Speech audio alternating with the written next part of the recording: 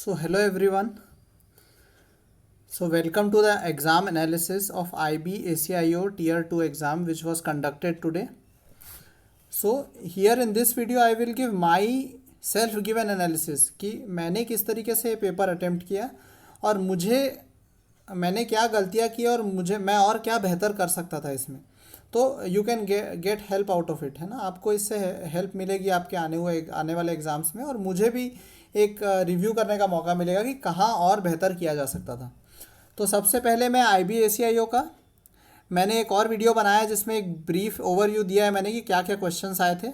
इसमें थोड़ा detailed video रहेगा जिसमें हम थोड़ा बेसिक से डिस्कस करेंगे कि ये जो IBACIO का Tier 2 है तो इसमें क्या है कि तीन सेक्शंस हैं। एक तो तुम्हारा ऐसे का है, एक तुम्हारा आरसी आता है, एक तुम्हारा प्रेसी आता है और एक तुम्हारा ऐसे आता है। ओके, सो जो इसके मार्क्स हैं वो है, आपके 10 मार्क्स का रीडिंग कॉम्प्रिहेंशन है, 10 मार्क्स का प्रेसी राइटिंग है और 30 मार्क्स का ऐसे है। ठीक है, तो अब मैं डिस्कस करता हूँ कि मैंने किस तरीके से इस पेपर को अटेम्प्ट किया और क्या और बेहतर किया जा सकता था। तो सबसे पहले जो अटेम्प्ट स्ट्रैटेजी मेरी ये थी कि मैं फर्स्ट 10 मिनट्स में, मेरा एग्ज़ाम जो था वो 11 से 12 PM था। ठीक है, मुंबई में सेंटर था इसका। ओके, सो मेरा ये स्ट्रैटेजी थी कि मैं जो है वो 10 मिनट्स में 11 to 11:10 जो है मैं प्रेसी कंप्लीट करूँगा, क्योंकि क्या है ये ऐसा चीज़ है कि मतलब अच्छे से इसमें कोई बहुत ज़्यादा ऑब्जेक्टिविटी है, आपको देख के उसको समराइज़ करके लिखना है।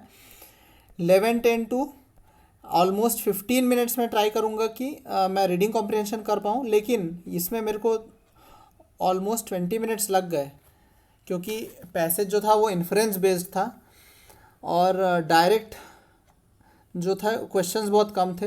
तो रीडिंग कॉम्प्रिहेंशन करने में मुझे थोड़ा 5 मिनट्स एक्स्ट्रा लग गया, तो 11:30 तक मेरा रीडिंग कॉम्प्रिहेंशन कंप्लीट हो पाया एक्चुअली। ओके, सो इसकी वजह से मैं क्या है लास्ट में 30 मिनट्स 11:30 to 12 मेरा जो है वो ऐसे के लिए बचा हुआ था। ठीक है, जिसको मैंने ट्राई किया, लेकिन वो इतना स्ट्रक्चर्ड मैनर में नहीं रह पाया जैसा कि मैं एक्सपेक्ट कर रहा था। मतलब मेरी एक्सपेक्टेशन के हिसाब से उतना अच्छा नहीं था। तो मैं देखता हूँ कि मैंने किस तरीके से, हम देखते हैं कि क्या क्या टॉपिक्स थे और मैंने क्यों किस टॉपिक को सिलेक्ट किया और मैंने क्या मैं बेहतर कर सकता था और क्या मैंने किया है। ओके, सो डिस्कस करते हैं। सबसे पहले जो ऐसे के टॉपिक्स थे वो आप देख सकते हैं। ठीक है, तो ऐसे के टॉपिक सबसे पहला था कि ग्रोथ, है ना। तो पहला टॉपिक था तुम्हारा growth with the equity is good news for national security. ठीक है, तो ये सबसे पहला टॉपिक था। जो दूसरा टॉपिक था वो था कि what 7 decades of freedom have taught us. ठीक है, तीसरा था technology in global village, limits to dissent the democracy and mass communication and national security. वैसे मैंने प्रिपेयर एक तरीके से किया हुआ था कि सोशल मीडिया पे प्रिपेयर किया था, टेक्नोलॉजी पे मतलब कंटेंट था, लेकिन मुझे लगा कि मैं मतलब कहाँ पे जो है थोड़े से गवर्नमेंट स्कीम्स और जो थोड़े बहुत फैक्ट्स जो मुझे मालूम थे वो मैं किस तरीके से कहाँ अच्छे से प्रिपेयर कर सकता हूँ। तो मुझे सबसे ज़्यादा जो जेनरिक टॉपिक लगा वो यही था, सेकेंड टॉपिक, जो कि है what 7 decades of freedom have taught अस।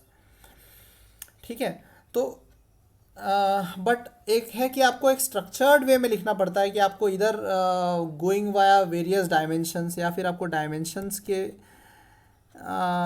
हिसाब से चलना पड़ता है कि social dimension, political dimension, educational dimension, sports के डायमेंशन से कि भारत ने क्या क्या किया है पिछले 70 सालों से और हम उससे क्या सीख सकते हैं, या फिर टेम्पोरल डायमेंशन भी हम ले सकते हैं। ठीक है, जिसमें कि डेकेड वाइज और ओवर द टाइम बीइंग हम किस तरीके से कर सकते हैं। तो ये एक बहुत एप्ट था कि इस तरीके से किया जा सकता था और बहुत लोगों ने किया भी होगा, लेकिन इवन आई न्यू कि किस तरीके से, लेकिन वहाँ पे पता नहीं क्लिक नहीं किया। तो मैंने एक बहुत ही जेनरिक ऐसे लिखा जिसमें मैंने बहुत सारे फैक्ट्स और जो गवर्नमेंट स्कीम्स है और क्या वे फॉरवर्ड है लिखे तो हैं, लेकिन कहीं ना कहीं मुझे थोड़ा सा कमी लग रहा है इस पर। तो सबसे पहले देखते हैं कि इसको किस तरीके से किया जा सकता था, जो मुझे लगता है। उसके बाद फिर हम डिस्कस करें कि मैंने किस तरीके से अटेम्प्ट किया। ओके। सो अगर आपके भी कोई सजेशंस होंगे इस पे तो आप ज़रूर बताइएगा। तो सबसे पहले मुझे जो लगता है कि मतलब इंट्रोडक्शन, देखिए इंट्रोडक्शन और कंक्लूजन जो है वो आप ट्राई करना है कि आप अच्छे से लिखें, या फिर पहले से अगर आपको प्रिपेयर्ड हो तो बहुत अच्छा है, या फिर मतलब कोई कोट्स हैं या फिर कोई एनेक्डोट्स हैं, है ना, जो कि शॉर्ट स्टोरीज़ है, तो वो बहुत से, क्योंकि सब लोग ऐसे क्रिएटिव तो होते नहीं है कि वहीं जाके एकदम बना दे, और एक तो इतना टाइम का क्रंच रहता है इस एग्ज़ाम में। ओके। सो वो ये पार्ट तो मतलब मैं कह सकता हूँ कि मैंने सही किया कि मैंने सर्वे भवन्तु सुखिना वाले कोट से स्टार्ट किया, और उसके बाद में उसको थोड़ा डिस्क्राइब किया, और किस तरीके से इंडिपेंडेंस का जो टाइम था जिस समय कम्युनल राइट्स हुए, इसको मैंने थोड़ा सा टच अप ऑन किया। देखो 400 वर्ड्स का ऐसे है तो हम बहुत ज़्यादा डेप्थ में तो नहीं जा सकते। Okay. But still you have to have a structure. तो ये एक बेसिक था। उसके बाद मैं ऐसा समझता हूँ कि मुझे थोड़ा टाइम वाइज जाना चाहिए था। जैसे कि एक टाइमलाइन जो मुझे मालूम थी पर मैंने वहाँ यूज़ नहीं किया, वो ये था कि 1947 से जो आपका 67 तक का दौर था, ठीक है। 47 में तो देखो देश आज़ाद हुआ, उस समय थोड़े से डिवीज़न के कारण एंड ऑल जो है, सबसे पहले तो आपको पॉइंट्स जॉट डाउन करने हैं वहाँ पे एटलीस्ट 5 to 10 मिनट्स, उसके बाद ही शुरू करना है। सीधा आप शुरू करेंगे तो दिक्कत है, तो वो मैंने किया, लेकिन बट स्टिल तो डिवीज़न जो है यहाँ पे बहुत ज़्यादा कम्युनल राइट्स हुए, ठीक है। लेकिन जो 47 से 67 का दौर था, ठीक है, मैं एक नए पेज में ले लेता हूँ इसको, तो 1947 से, ये मेरी समझ से के हिसाब से है, आप लोग प्लीज़ करेक्ट कीजिए मुझे, तो 47 से 67 का एक दौर था जिसमें आप कह सकते हैं कि राइट्स थोड़े कम हुए हैं, ठीक है ना, जो कम्युनल राइट्स थे वो थोड़े कम हुए हैं, और थ्रू डिफरेंट 5 ईयर प्लान्स हमने बहुत ज़्यादा यहाँ पे प्रोग्रेस की, जैसे कि एजुकेशनल इंस्टीट्यूट्स जैसे कि आईआईटीज़, ये सब सेट करना, आईएम्स। ओके। उसके बाद फिर आपके जो वेरियस मॉडर्नाइजेशन थे आपके, मतलब फार्मिंग में आपका एग्रीकल्चर प्रोड्यूस बढ़ाने के लिए वेरियस इनिशिएटिव्स जो कि लिए गए, ठीक है। जो कम्युनल हार्मोनी यहाँ पे डेवलप होते हुई दिखी हम लोग को, तो ये सब हम यहाँ पे लिख सकते हैं कि ये थोड़ा सा एक था कि एक न्यू बॉर्न जो डेमोक्रेसी है, ओके, उसको हमने यहाँ पे एक तरीके से सींचा है, और उसको एक तरीके से हमने डेवलप किया हुआ है, ठीक है ना। Nurturing a new born democracy एक तरीके से कह सकते हैं। मैंने कुछ कुछ पॉइंट्स लिखे हुए हैं, लेकिन इस तरीके से टाइम बाउंड मैनर में जो है लिखना चाहिए था। Okay. Forgive me for the hand writing, वैसे वहाँ मेरी हैंड राइटिंग अच्छी नहीं रही है। सो ये एक पहला टेम्पोरल डोमेन था जो मुझे ख्याल आता है। उसके बाद दूसरा हम कह सकते हैं कि 1967 से 1980, ओके, ये दूसरा दौर था जहाँ पे अब हम लोगों ने रोटी कपड़ा मकान, जो बेसिक नेसेसिटीज़ से ऊपर उठकर हम लोगों ने यहाँ पे जो है थोड़ा सा डिफेंस मॉडर्नाइजेशन, ठीक है, उसके this also mark the beginning of the missile development programme.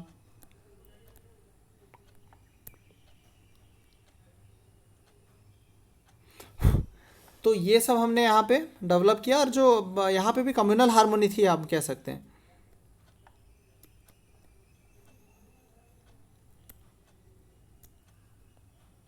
देखिए 4 से 5 लाइन लिखेंगे, एक पैरा कंप्लीट होता है, ज़्यादा बड़े बड़े पैराग्राफ्स नहीं लिखने हैं, ठीक है। उसके बाद फिर अगला है आपका 1980 से एक 92 वाला दौर है, ठीक है। इसमें एक तरीके से देख सकते हैं कि फिर से जो रिलीजियस पॉलिटिक्स, कम्युनल पॉलिटिक्स जो है ना, तो वो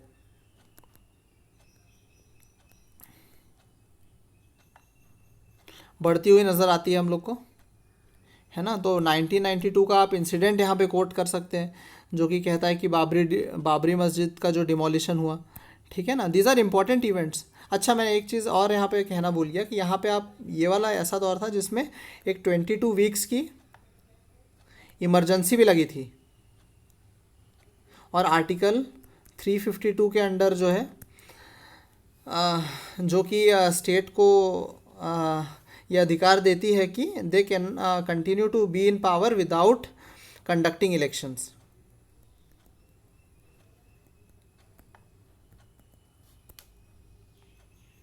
है ना, तो ये पावर उनको देती है। तो ये आप एक इम्पॉर्टेंट इवेंट जो है वो मेंशन कर सकते थे। इसके अलावा जो एक 71 का 1971 जो वॉर था जिसमें बांग्लादेश लिबरेशन हुआ, तो ये सब कुछ चीज़ें हैं जिसने हमको सिखाया कि किस तरीके से we can be much more tactical in way of our international relations and how we can manage things effectively on the international front as well.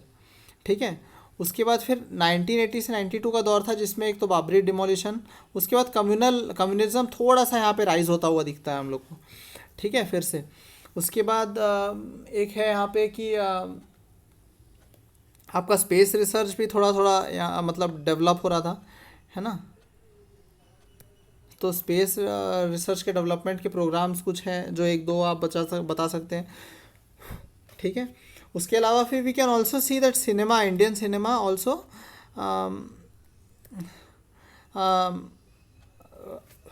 gains popularity and a few of the same films also made their name worldwide। ठीक है। फिर एक दौर था 92 से लेके 2014 तक का। तो इसमें एक तो कह सकते हैं कि 2002 के जो आपके गोधरा राइट्स थे, मतलब कुछ इंपॉर्टेंट इवेंट्स। उसके बाद फिर 2008 के आपके 2009 के आपका जो मुंबई अटैक्स, तो कहीं ना कहीं यहाँ पे we see rise in naxalism, terrorism. Okay. तो यहाँ पे हमारे प्राइम मिनिस्टर ने कहा भी था कि like naxalism is the biggest threat to India's democracy. ठीक है। तो ये इस तरीके से कुछ इवेंट्स थे जो कि आप यहाँ पे भी लिख सकते हैं क्या क्या और क्या क्या पॉजिटिव चेंजेस यहाँ पे हुए। तो उसमें भी आप कह सकते हैं कि setting up of new educational institutions, new era educational institutions, है ना। तो ये लिख सकते हैं। उसके बाद फिर अगला जो दौर है 2014 से प्रेजेंट वाला। ठीक है।